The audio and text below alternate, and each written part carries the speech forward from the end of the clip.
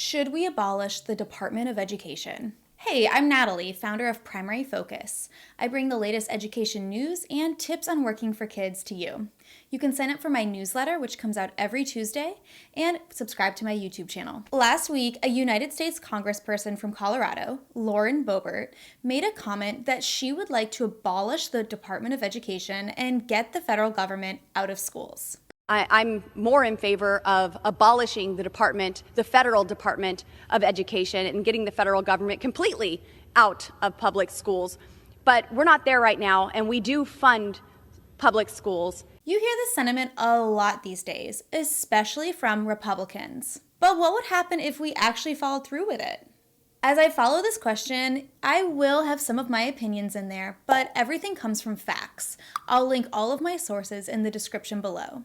How are American public schools funded? Public schools in the United States are funded by the federal, state, and local government. The federal or United States government provides some funds that will make it to your kid's school. Most of this is earmarked for very specific things.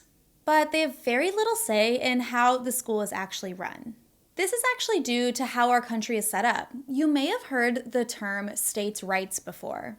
Basically, anything that the US government doesn't have a specific law for is left up to the states to decide. So the federal government has a pretty hands-off approach when it comes to education. They really step in to make sure all children have access to a free and fair public education, and generally leave it at that. This is why almost 15 years later, people are still talking about the Common Core standards, which wasn't even mandated and was an opt-in program for states. People are still talking about it because the federal government almost never does that kind of thing. And there was a lot of discussion at the state level about if it would be effective. Within a few years, most states had opted out of Common Core and went ahead and rewrote their own standards. This is also why it feels like a mess every time major education policy is rolled out. Remember Race to the Top and No Child Left Behind? These elicited major eye rolls from the public for a variety of reasons. People will often say the program didn't work for their specific state, and I'm not really sure it was a right fit for any of the states. They were based off of standardized tests. When students take standardized tests, those do not come from the federal government. Each state has their own tests, their own grading scale, and their own requirements. So let me break down how the federal education budget works. When you look at the budget for the US Department of Education, it covers more than just elementary and secondary school. They're also looking at things like Pell Grants and federal student loans, which help supplement the price of college, among other things.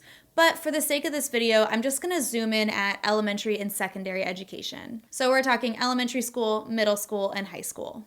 The amount of funding the federal government provides is generally determined by the amount of low-income families and the population of school-age children. It varies by state, but around 10% of a state's education budget will come from the federal government. Now, this is actually far less than what I thought it was. But I guess the US is funding all 50 states, Washington, D.C., and Puerto Rico's public school systems. So that adds up to a lot of money. If you had to cut 5 to 10% of your annual household income, you'd have to make some really big adjustments, especially if you are already living paycheck to paycheck, which American schools are. So the majority of the money that comes from the federal government is separated into 3 main categories: Title I funds, funds for IDEA, and other funds and grants, which go into things like the Head Start early education program, magnet schools, gifted and talented schools, some vocational programs, and the Indian Education Act. So if we get rid of federal funding, you can kiss goodbye to many magnet programs, gifted and talented student programs, and vocational schools. Okay, so the next part, let's talk about Title I funding. Title I, this money is specifically for children growing up in low-income households. You may have heard of Title I schools and that they get extra resources for students. This is all money that came directly from the federal government. This money is determined by looking at the number of children growing up in low-income households, the number of families that are receiving government assistance, and the number of children growing up in foster or group homes. So if we get rid of it, you can kiss goodbye to Title I schools and all of the related funding that helps children growing up in or near poverty in the United States.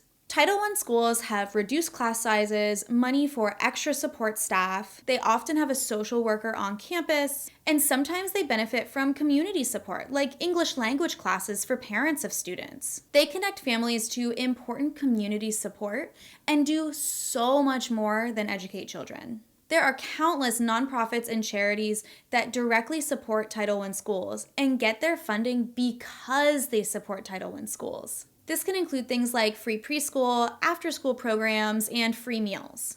So if you remove that funding, you are threatening an entire ecosystem of support for that school community. Children only know what they grow up with. And so if you're growing up in a household that has no extra income for activities, vacations, and experiences, you might not know the world beyond your doorstep. This funding allows schools to expose children to new opportunities and let them choose the big life that they want. The other main source of money is for IDEA. This stands for the Individuals with Disabilities Education Act. This was a landmark act that ensured children with disabilities are guaranteed an appropriate public education and the services to provide that. There was a time not too long ago where children were just shipped off to institutions, parents had to pay out of pocket for specialist services, and children were not guaranteed admittance to school. This also includes services like speech and occupational therapy. Countless children are enrolled in these programs and graduate within a few years, but they may not have improved without the free support provided during the school day that American public schools guarantee. Our country barely provides enough support for those living with disabilities, and it really scares me to think that there are people that want to actively reject the money that our children need to grow up and live independently as adults. And let me tell you, this is expensive. Like most things in education, it is not a perfect system and it could use more funding. Think about how all these programs could do better. Do you really think that we could improve them by cutting funding? What the US education system needs to thrive is more funding, not cutting it off entirely. Okay, but what about from the angle that the federal government is trying to mess with children's minds? The unfortunate reality is that our federal government is going to continue to have a big say on pushing drag shows, gender ideology, critical race theory, and all this other woke BS. Sorry, Representative Boebert. I know there's a lot of talk about critical race theory, which, by the way, isn't a bad thing. I mean, growing up in Virginia, my 5th grade teacher told us slavery wasn't that bad, and a lot of accounts were dramatized. But all of this critical race theory is not going to be coming from the federal government. It's actually being adopted by state and by local governments. So you've got more power paying attention to your local school board meeting than you do caring about what people in Washington are up to. The federal government doesn't mandate any books, curriculum, or anything like that. The Common Core standards are essentially a checklist for teachers. There's no curriculum attached to it. A few suggestions maybe, but truly it's up to the local school board. And they don't even have social studies or history standards in the Common Core. Since each state and each region has such a unique history, they left it up to the states to decide what's being taught. They only give guidance on how students should be able to analyze historical documents, but don't even specify what documents they should read. So if the federal government isn't controlling curriculum, then why are people going after the Department of Education? Money and power. Republicans are trying to control money and gain more state power, even if it means oppressing people.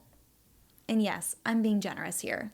The most basic argument of being Republican is wanting the lowest taxes possible and for states to have way more power than the federal government. And what is one of the most expensive public services offered to Americans? Public education.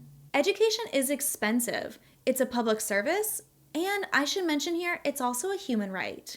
You will not make a profit off of public schools. It's considered an investment in the future, and in the United States case, an investment in democracy. In fact, one of the reasons why Abraham Lincoln pushed public education being available for all citizens was that it actually is an investment in democracy. More educated people are able to read, analyze, vote, and care about what is going on in their country. For me, I see these investments as beneficial. But if your bottom line is balancing the budget and you could make cuts from anywhere, I guess, yeah, I guess it must be education. Even though the federal government is only providing between 5 and 10% of a state's education budget, it is so needed. Most states are barely footing the bill for education, and in places like North Carolina, even keeping the funding we have for education is contested. The sentiment is that we are expensive and we're a pain, and that we need to stretch out our budget as far as possible. Educators have to fight, beg, and justify every last penny that they can get in their budget, and then rely on PTA fundraisers and nonprofits to fill in the blanks. The fact is, right-wing politicians' arguments to abolish the Department of Education and punish the federal government for pushing a liberal agenda in schools is just wrong. Literally, they're wrong. The federal government has very little to do with the day-to-day functioning of schools. What they do is provide children really important funding earmarked for our most at-risk children. People that are screaming that the federal government is messing with our schools do not understand how schools work or how they are funded. Do not trust them, and instead listen to actual educators that have recently spent time in the classroom. Oh, and one more thing. When I mentioned Republicans are trying to stay in power, frankly, less educated people tend to vote Republican. So keeping people oppressed and angry helps with their elections. And so, if you're mad about what's being taught in public schools, you need to reach out to your local government. If you're mad about how public schools are being funded, you need to reach out to your state government. And if you want a Pell Grant, information about the Head Start program, or want to understand your rights as a parent of a child with disabilities, then you can reach out to the federal government. And if you've got something to say, comment below. Thanks for watching Primary Focus. If you liked this, sign up for my newsletter. It comes out every Tuesday with more education news. My name's Natalie. See you next time.